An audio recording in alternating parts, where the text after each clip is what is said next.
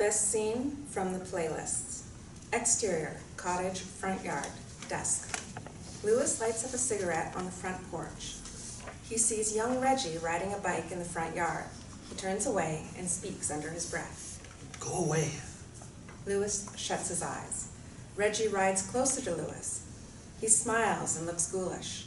He doesn't have any eye whites, and he takes his hands off the bike steering wheel.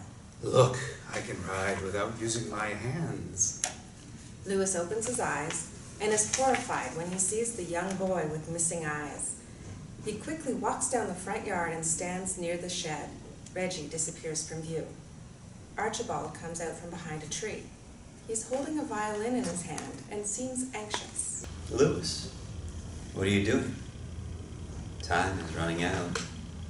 Lewis nods his head with a firm no. Archibald walks closer to him and whispers in his ear. You don't have any other options. You've come so far. You'll be going to prison if you let these two go.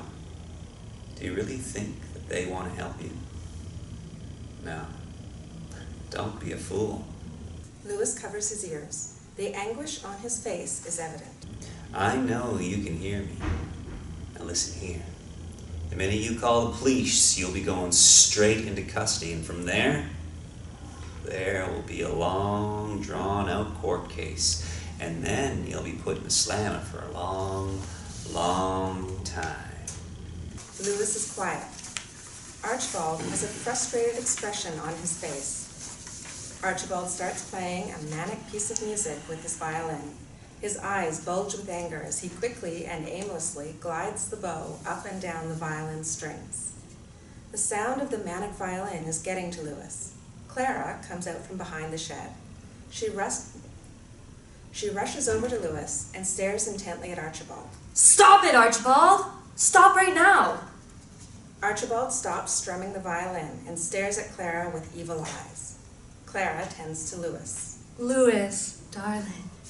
Lewis opens his eyes and uncovers his ears and seems somewhat relieved. Don't listen to that bastard. He'll tell you anything to destroy your life. Says the would-be piano player who didn't amount to much at all. Shut up, you whimsical fool! And what did you do? Celebrate death by playing your stupid violin? Archibald focuses attention on Lewis. Just get in there and do what you have to do, Lewis. Kill them. Reggie appears again and parks his bike nearby. He walks over to Lewis, Archibald, and Clara. Reggie looks warped. His teeth are missing. Clara looks at Reggie and laughs like a witch. You look totally ridiculous. Clara continues to laugh. The young boy pulls a funny face and stretches his mouth with his index fingers. Clara starts to morph into a witch.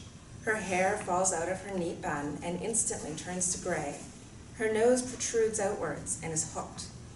Clara looks at her elegant fingers and they start to become aged and gray. Her fingernails grow rapidly and look demonic. Lewis is petrified and watches the transformation of Clara with amazement. Clara looks at Lewis and erupts in laughter once again. You fool! You trusted me. Archibald looks at Clara and laughs hysterically. He strums his violin like a madman. After a few moments, Archibald turns into a demonic-looking character. He hisses at Clara and Reggie. Archibald, Clara, and Reggie laugh at each other frenetically. Lewis is overwhelmed by the chaos, turns away, and heads for the front door of the cottage. Archibald, Clara, and Reggie follow him with relentless pursuit. Archibald and Clara start chanting to Lewis. Do it, do it, do it, do it, do it, do it, do it, do it, do it, do it, do it, do it, do it, do it, do it. Lewis stops and covers his ears. The chanting from Archibald and Clara is driving him crazy. He turns around and sees them at his heels, badgering him with great intensity.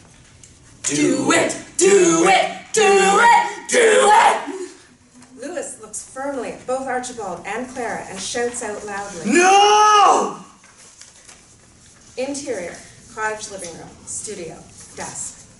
Joel and Rachel react with terror when they hear Lewis shouting. Their eyes are wide open.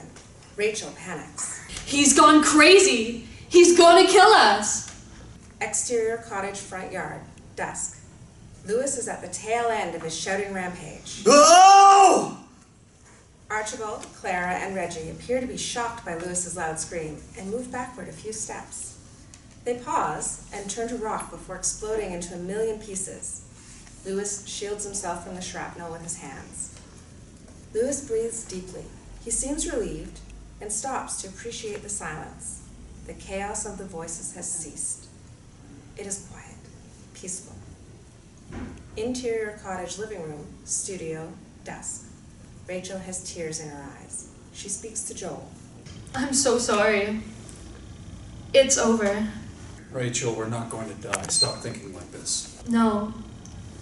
I just know it. We're finished. Rachel sobs. We're not finished. Just hang tight. Lewis walks swiftly through the front door. Joel and Rachel compose themselves. Lewis frantically walks to the studio desk. Let me just turn this fucking crap off. Fucking Archibald can kiss my ass, fucker. Lewis is flustered. Hey, Lewis, what's wrong? Finally got rid of those fuckers. They were all demons. Even Clara. What happened? Don't worry. It's too hard to explain.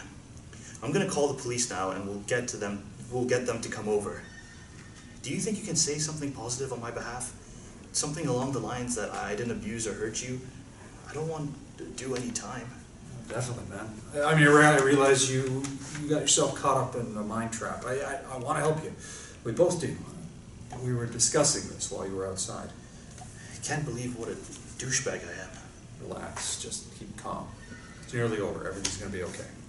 Lewis picks up his cell phone and dials 911. He sets the call to speaker.